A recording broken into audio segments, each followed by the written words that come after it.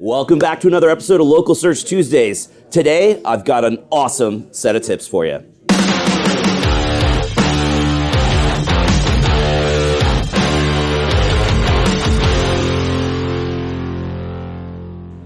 So I'm here at LocalU in Denver, Colorado, and as always, I'm going to collect some awesome tips for SEO and digital marketing and websites from all the speakers and experts, so check them out. Hey y'all, we're here at LocalU, the best absolute local conference in the world.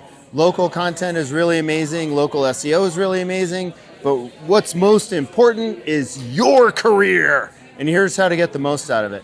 Build a huge network of people who really care about you. Some of those people are going to become your board of advisors. How to pick them? You're going to focus on people who are 6 to 36 months ahead of you in whatever you want your superpower to be. What is a superpower? A superpower is the thing that you do that when you do it, time just seems to escape and flow by. It's the thing that your peers and bosses will tell you you're amazing at. It's the thing that you're going to get recruited for from other agencies or organizations down the road. If you try and get your job to really revolve around your superpower and get rid of the stuff that you don't do, you're going to find that your career is really going to take off. You're also going to find that if you lean into your board of advisors, they're going to really advocate for you and find all kinds of opportunities for you. Also, most importantly, and I want to thank my dear friend who's departed now, Hamlet Batista, help as many people as you can in as many ways as you can.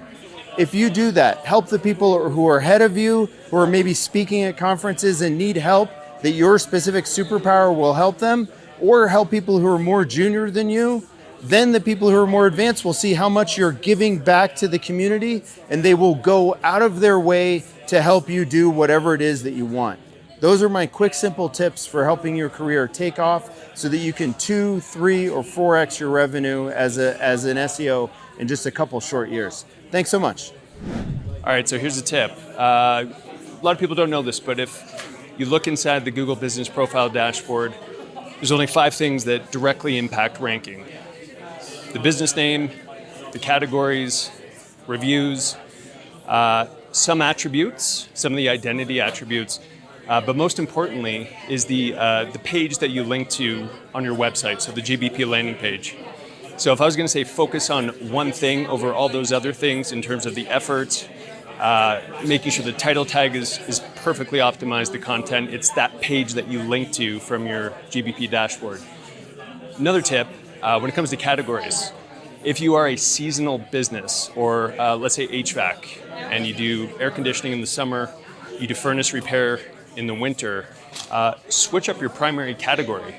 Some people don't realize this, that you can do that. You will then start to rank for the furnace repair keywords and then just switch it back for the summertime when it's time for AC again. My best tip for SEO on websites is to always make it easy for users to contact you. On the top, very top across, band across, have the ways people can contact you, your email, phone, social. If you're really good, you'll also keep that sticky, meaning that it stays on the page when people scroll, so that the way to contact you is never off screen. Just make it so much easier for users. My tip is for conversion. If you haven't started looking into text messaging as a conversion, you're likely missing out on the opportunity to answer some questions and win business. How do you accomplish this? You want to have a web-to-text widget on your website. Call to action buttons that let them know you can ask questions and start to work with the business via text. From there, it starts a text message conversation. Your customer is then communicating with you in their number one channel, their SMS channel, and you have easy communication to try to convert them from a lurker to a lead.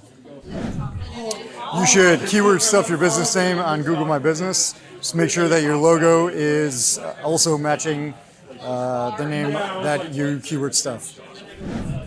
So my tip is to focus on Google Discover. It's kind of a new organic source of traffic that a lot of SEOs aren't paying attention to, but something we should absolutely take credit for.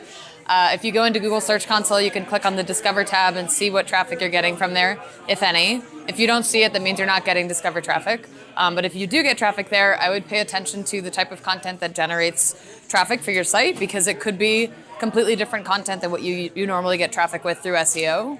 And if you're seeing that, you might want to double down on that type of content, because it can attract a lot of new visitors to your business. If your site makes money off ads, you can make a lot more ad revenue through Discover. And even for local businesses, you can look at, sometimes you can see different types of pages on your site, like resources or information about your business might be doing really well in Discover. And because there's so much new traffic appearing in Google Discover, I would absolutely pay attention to that. Just make sure those pages are providing a great user experience.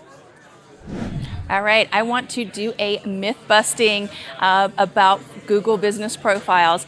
Something I've heard a lot of lately are people being told that they can't verify their Google business listing at their home address. So I'm not sure where this has come from, but yes, you absolutely can.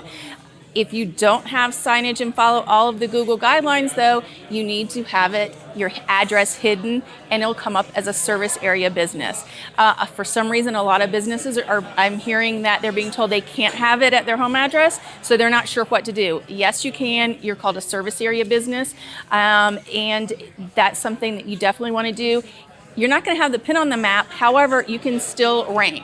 Your Google business profile and your website, they work hand in hand. You need to optimize both of them so that you can come up and be found in the rankings and in the 3-pack. Okay, my best digital marketing tip is probably to focus on authenticity. Brands that are authentic and genuine tend to do better than brands that are trying to be something they're not. Hi, hello. So my tip would be to not get too bogged down in the idea of zero volume search terms.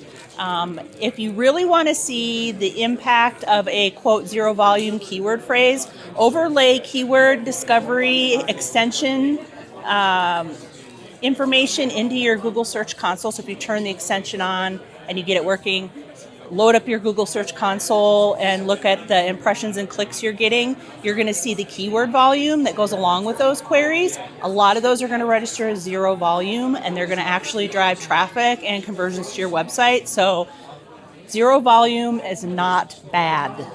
Don't buy into it. So everybody talks about reviews, but nobody talks about the power of reviews. And the real true power of the reviews is you got to look at the sentiment of what your customers are saying. And if they are pointing out issues, you need to address those if you want to actually fix your reputation. All right. My tip, if you're a small business, is to make sure that you ask your customers to leave photos with your reviews. Reviews that have photos with them tend to stay at the top of the review list much longer than reviews without photos. So it's a great way to have control over which reviews Google is showing to your potential clients. So recently, I've been seeing a lot of businesses talk about how their customers don't have the ability to leave reviews on their profile. So they go into Google and you can't even add a review to a listing. And typically what that's attributed to is Google locking down the review profile because of press around that business that's encouraging users to leave either a lot of negative reviews or just misled reviews. And oftentimes businesses can reach out to Google to find out more about this. Sometimes Google will unlock the profile and give you the review functionality back, but sometimes they want to wait to see until activity returns to normal on those businesses. So if you go to your listing and no longer can leave a review, that's an indication that there might be a lock on the review feature on your business. All right. So, hey, we're here at LocalU, and there was a question that came up on stage actually a little bit about how to fight local service ad spam. And it's super duper difficult. It's not as easy as Google Business Profile spam, and so success rates are really low. So one thing that you can do, super tip, you won't hear it anywhere else but here, and that is if you have a competitor who has multiple locations that are showing up in your Google local service ads, what you can do is do legal research and look at the LLCs that are behind each one of those entities. And the Secretary of State, well, you could do it at the Secretary of State. And if you find out the owner's name is the same on all of those documents, submit those over to local service ads. What they'll usually do is knock out, say it's 3, they'll knock out 2 out of the 3. So they'll remove those entities. And that'll allow you to rank higher on local service ads. My belief, and I tweeted about this, was that The keywords in the business name, the impact of them has been reduced, but you still get benefit from them. They still help your rankings, and in no way do they hurt your rankings. I think that if you take the keywords out, you're going to see a decrease in your rankings. Hey, thanks for sticking around to watch the entire set of tips. They were awesome, weren't they? But hey, that's all the time we've got left for today, so you know what that means. Put your hand on the screen right here. We totally just high-fived because you learned something awesome. Thanks for watching, and we'll see you again next week for another episode of Local Search Tuesdays.